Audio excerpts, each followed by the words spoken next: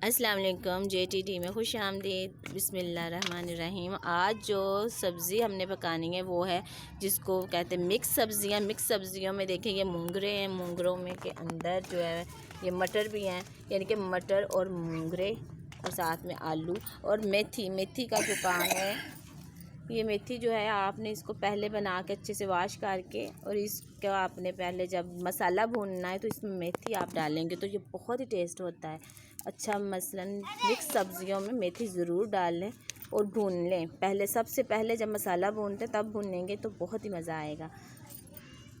तो फ्रेश सब्ज़ी देख के लिया करें। देखें ये मूंगरे हैं नरम नरम से, बहुत मज़ा आ रहा है। फ्रेश सब्ज़ी देख के ही दिल करता है कि इंसान पका कर खाए।